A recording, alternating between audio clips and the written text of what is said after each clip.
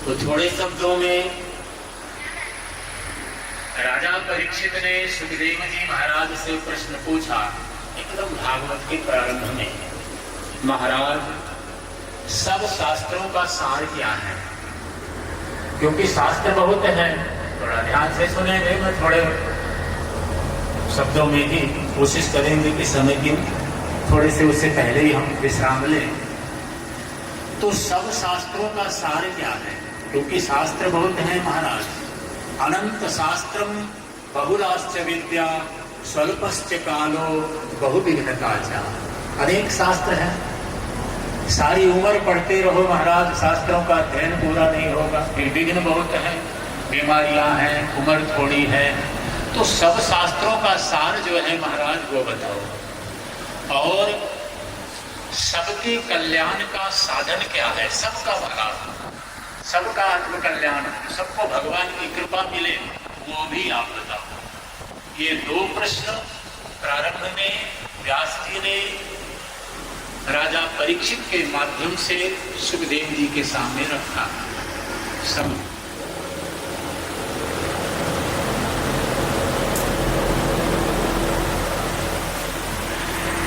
सबका जीव मात्र का कल्याण कैसे है? तो इन दोनों प्रश्नों का उत्तर एक ही सुखदेव जी ने दिया। थोड़ा ध्यान से सुनो। जिस किसी ढंग से भी, बड़ी सरल भाषा में, जिस किसी ढंग से हमारा मन भगवान के चरणों से जुड़ जाए, गुरु के चरणों से जुड़ जाए, चाहे वो ढंग सेवा का हो, सुमिरन का हो, सत्संग का हो, चाहे महाराज वो झाड़ू लगाने का हो, आश्रम में आकर के साफ सफाई करके, कोई पानी पिला रहा है, कोई नृत्य के द्वारा सदगुरु को रिझा रहा है, तो जिस किसी ढंग से हमारा मन भगवान से जुड़ जाए, वही सब शास्त्रों का सार है। साधन कोई भी हो सकता है, माध्यम कोई भी हो सकता है, तरीका कोई भी हो सकता है। चाहे महाराज कोई वहाँ जूते चप्पल संभाल करके रख रहा है, बाद में आपको दे देता है, तो साधन कोई भी हो, जिस किसी ढंग से हमारा मन गुरु के चरणों में लग जाए, जुड़ जाए, समा जाए, वही सब शास्त्रों का सार है और वही जीव मात्र के कल्याण का साधन है कि हमारा मन भगवान के चरणों से लग जाए। वो साधन करने में आप स्वतंत्र हैं। हर व्यक्ति की बुद्धि का स्तर एक जैसा नहीं होता। आपका जो बुद्धि है, जिस स्तर से आप सेवा कर सकते हैं, पाठ पूजा के द्वारा, सेवा के द्वारा, पानी पिला करके, सफाई के द्वारा, साधन आपकी इच्छा का हो सकता है, लेकिन लक्ष्य यदि एक है, सदगुरु के चरण, परमात्मा के चरण, तो महाराज वही सब शास्त्रों का सार है और वही मनुष्य मात्र के कल्याण का साधन है। और गुरु जी का आदेश हुआ कि मैं भी कुछ आपसे बात साझा करूं, तो ऐसा नहीं है कि मैं कुछ ज्यादा विशेष हूं, आप कुछ कम जानते हैं। महाराज धन्यवाद है आप लोगों का जो हम लोगों को आप सुनते हैं। कई ऐसे स्तर पर बैठे हुए श्रोता होते हैं जो वक्ताओं से कहीं बहुत ऊपर के स्तर पर बैठे होते हैं, उनकी विचारधारा, उनका भाव, लेकिन वो हमें सुनते हैं। तो ऐसा नहीं है कि बोलने वाला कोई ज्यादा श्रेष्ठ हो गया, सुनने वाला थोड़ा कमजोर हो गया, छोटा हो गया, ऐसा नहीं है। यहाँ महाराज कोई छोटा नहीं, कोई बड़ा नहीं, को बड़ छोट कहत अपराधु। कौन छोटा है, कौन बड़ा है, ऐसा मन में विचार आना ही अपराध है। तुलसीदास जी ने लिखा है, को बड़ छोट कहत अपराधु। ये छोटा है, ये बड़ा है, क्योंकि महाराज मूल तो एक है। एक नूर से सब जग उपजा, कौन भला कौन मंदा, कौन छोटा कौन बड़ा महाराज। जगत प्रकाश प्रकाशक रामू। ये संसारिक प्रकाश है, अगर प्रकाश ना हो तो संसार नहीं होगा। और इसको प्रकाश देने वाले कौन है? जगत प्रकाश प्रकाशक रामू, परमात्मा प्रकाश देने वाले हैं। तो महाराज यहाँ कोई छोटा नहीं, कोई बड़ा नहीं, एक नूर से सब जग उपजा, कौन भला कौन मंदा, सब बराबर है। वो अलग विषय है। व्यवहार जगत में महाराज आप कुछ चर्चा करो, हम सुने। कभी ऐसा भी आता है, श्रोता कुछ चर्चा करते हैं और वक्ता भी सुनते हैं, बोलने वाले भी सुनना भी चाहिए। तो जितना प्रेम आप सदगुरु से करते हैं, भगवान से करते हैं, उससे महाराज लाखों गुना ज्यादा प्रेम परमात्मा हमसे करते हैं। इसका एक प्रमाण है। एक बार नारद जी महाराज विष्णु लोक को यानी भगवान के धाम में भगवान का दर्शन करने के लिए गए। जैसे ही नारद जी महाराज भगवान के कक्ष में प्रवेश करने वाले थे तो भगवान नारायण कुछ गुनगुना रहे थे। अब नारद जी ने विचार किया, अगर मैं अंदर गया तो ये बंद कर देंगे, देखूं सुनूं क्या गीत गा रहे हैं, मैं भी थोड़ा सुनूं।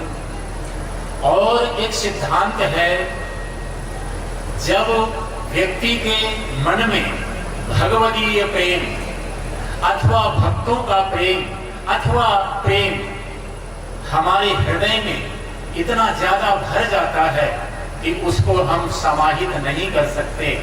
और ध्यान दीजिएगा, प्रेम कभी आप अपने अंदर छुपा कर नहीं रख सकते। तो प्रेम जब परिपूरित हो जाता है हृदय में और वो समाहित नहीं रह सकता अंदर, तो उसके प्रकट होने के 3 रास्ते हैं। सत्य है, सत्य हो, प्रेम हो, करुणा हो। यदि आपके अंदर ये बहुत ज्यादा भर गया है तो उसके 3 रास्तों से वो प्रकट होगा। पहला रास्ता है नृत्य। और ऐसे दिव्य महापुरुष महाराज आप अभी एक भजन पे नृत्य कर रहे थे, तो क्या है, भक्तों का प्रेम ही तो है। तो प्रेम के प्राकट्य के 3 रास्ते हैं। पहला रास्ता नृत्य है, दूसरा रास्ता गीत है, वाणी, और तीसरा रास्ता आंसू है। असुवन जल सींच सींच प्रेम बेल बोई, अब तो बात फैल गई जाने सब कोई, मेरी तो गिरधर गोपाल दूसरा न कोई। मीरा जी ने कहा, मैंने ये जो प्रेम का बगीचा है अपने आंसुओं से इसको सींचा है। तो प्रेम के प्राकट्य के 3 कारण हैं, गीत, नृत्य और आंसू। तो भगवान के हृदय में जब भक्तों का प्रेम इतना भर गया कि अंदर नहीं समाया, तो वो गीत के माध्यम से वो प्रकट होने लगा। तो भगवान अंदर अपने कक्ष में गुनगुना रहे थे और नारद जी महाराज अंदर ही बाहर ही ठहर करके भगवान के गीत को सुनने लगे। अब कल्पना कीजिए, विचार कीजिए कि भगवान यदि गा रहे हो, परमात्मा यदि गा रहे हो, तो क्या गाएंगे? ओम जय जगदीश हरे, जय शिव ओमकारा? नहीं, ये उनका ही गीत है और ये मर्यादा नहीं है कि व्यक्ति अपनी तारीफ करे। तो भगवान गा रहे थे 2 लाइनें, मैं उन संतान को दास जिन्होंने मन मार लिया, मैं तो ऐसे संतान को दास जिन्होंने मन मार लिया। गोपाल जी बिल्कुल धीरे धीरे, गोपाल जी बिल्कुल धीरे, नहीं भी होगा तो चलेगा। मन मार लिया, मन मार लिया, मैं तो ऐसे संतान को दास जिन्होंने मन मार दिया। और मैं अपनी तरफ से कभी कुछ बना करके नहीं बोलता हूँ। मोते अधिक संत कर देखा। भगवान ने जब सबरी मैया को भक्ति का, नवधा भक्ति का उपदेश देने लगे, तो महाराज एक जगह कहा है, सातों मोह मैं सम जग देखा और मोते अधिक संत कर देखा। मुझसे भी ज्यादा महाराज संत की महिमा है, संत के गुणगान करो। तो मैं तो उन संतन को दास जिन्होंने मन मार लिया, मन मारे और तन बस कीन्हो कियो भजन को, मन मारे और तन बस कीन्यो कियो भरम को नाश। मन मारे और तन बस कीन्यो कियो भरम को नाश। बाहर से दिखे कछु नाही।